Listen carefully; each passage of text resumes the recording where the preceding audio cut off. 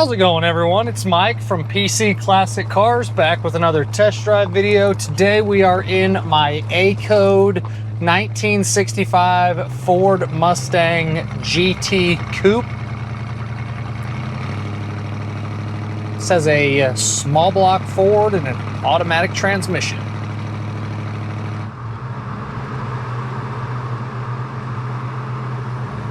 Adjust my mirrors here a little bit. Go. Right, so again we have a 1965, let's see here, don't want that to fall. 1965 Ford Mustang Coupe. This is a vehicle that I bought from a private individual out of, I believe it was Utah.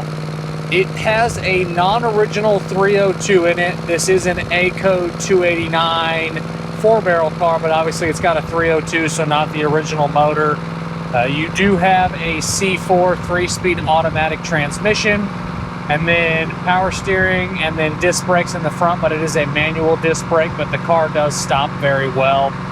Other mechanical upgrades, you do have an aftermarket aluminum radiator, you do have an aftermarket front sway bar, and then the two really cool items, you do have aftermarket Sniper EFI, so you have the little screen right here.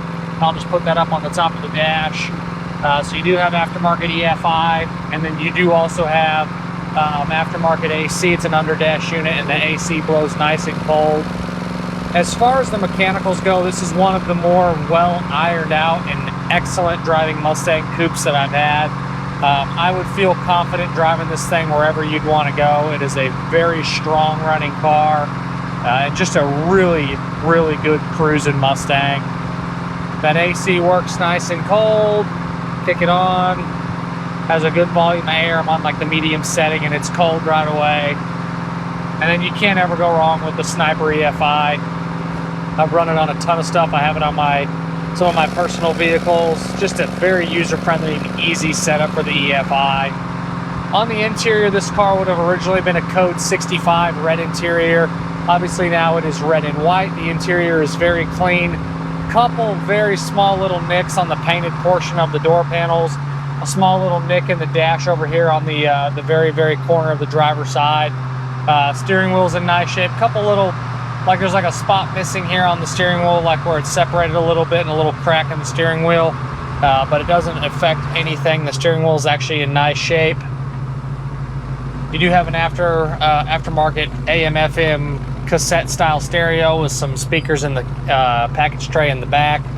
Factory gauges, but I'm going to be using the Sniper screen that's going to show RPMs, voltage, oil pressure, because the factory oil pressure gauge and the voltage and the temperature gauge are not reading accurate, so you're going to want to use the ones on the screen here, which are set up to work properly. So I always go off of the digital display on the Sniper, and now that I've showed that to y'all, I'm going to go ahead and put it back in the glove box where we normally just store these, but it is there for you. The items that are not working, some real small stuff. When you turn the headlights on, the dash bulbs aren't coming on. The little tag light above the license plate in the back is not coming on, and then the washer fluid sprayers aren't spraying any fluid. Everything else is working like it should.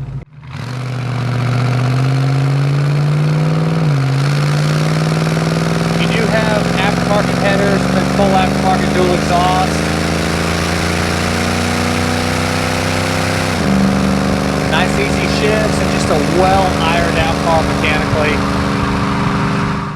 With the Sniper system, when you crank this car up, you want to turn it to accessory or to the on setting for a second. Let that screen illuminate. You'll hear the fuel pump, and then once it cycles once, then you can turn the key on. If you just crank it right away, it won't run right.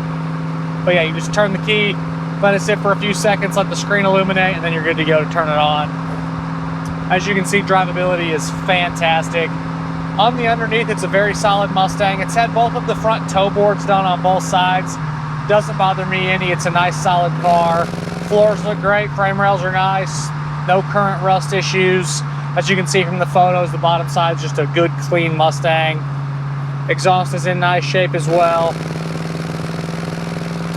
On the exterior, this would have originally been a Code M Wimbledon white car. Now it is red with the white top, and you obviously have all your GT stuff on it. Paint quality's nice. You do have some like checking and some little faint imperfections on the hood. Small little split in the paint over here on the door. I don't know when the cosmetics were done. It shows well. Obviously the worst spot being the hood, having those little stress cracks, but nothing that's terrible. You have to be in the right light to really even see it. You have the 14-inch stamp style wheels, really nice tires all the way around. Bumpers look good. Vinyl top's in really nice shape. In my additional informations tab on my website, pcclassiccars.com, it's going to outline photos of all the imperfections. It's also going to have a screenshot of my doesn't work section. Excuse me, I can't talk today. I've been tongue-tied. But again, cosmetically, the car shows really well. It has a hell of a look to it. I love the GT styling, being a GT car. I don't have an original build sheet, so I can't 100% tell you that it's a real GT. But it's obviously got the trumpet exhaust. It's got being that it's an A-code car. It's got the fog lights. It's got all the pieces and components to be an A-code. Or to be a GT, so someone could argue it is, some people can argue it's not. There's no way to know without original paperwork, but it's got all the components that line up with it. Suspension is all stock style outside of the aftermarket front sway bar. Drivability, again, cruises just awesome. It's a very tight driving car. Steering goes where you want it to go. You have a little bit of play in the steering, which you're going to get from anything, but it performs like I want it to perform. The brakes don't pull you left, don't pull you right. You could upgrade to a power disc if you want to. It is a manual disc setup, but it does stop nice. Goes down this bumpy road really well. No suspension squeaks, no rattles. Shocks feel good. The road feels nice and tight. I like the exhaust note that you have. It's not too terribly loud. Sometimes you get in these old cars and they just drone you to death. Or you can't hear the exhaust. This one's got a good middle of the road sound to it. Interior turn signal bulbs are working. Speedo's working, not bouncing. You're reading 23,064 on the miles as far as this video goes. And I want to reiterate, so the temperature gauge on the dash does not do anything, but it's on the screen, on the digital screen. And then the voltage gauge is the same. It's reading low, but it's got good voltage on the screen. And then your fuel gauge is working, good oil pressure over here. Horn works, your wipers work. Exterior lights are working. Carpet's in really nice shape. It's the 80/20 loop carpet. Correct Mustang mats. Back seat's nice. Headliner doesn't have any issues. I'd say the visors have a little bit of discoloration, but that's, I mean, minimal. Just a really good Mustang. Go ahead and go around this car. Not sure what he's doing here.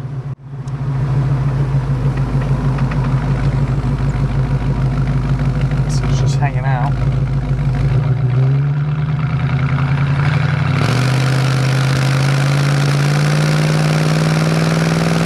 Good throttle response.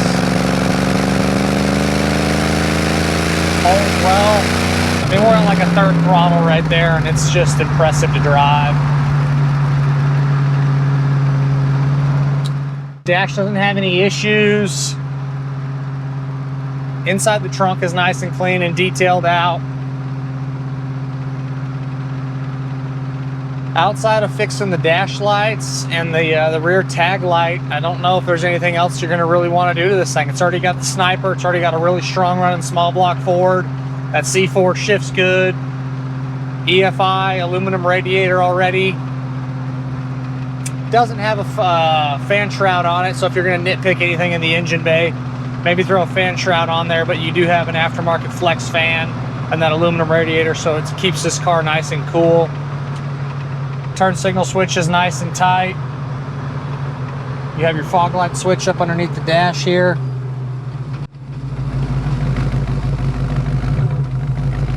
Doors open and close well. A little heavier acceleration again here for you.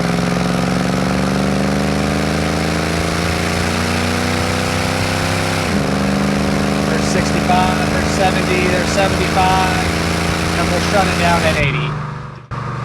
I mean, nothing to complain about there. That's just an impressive driving car.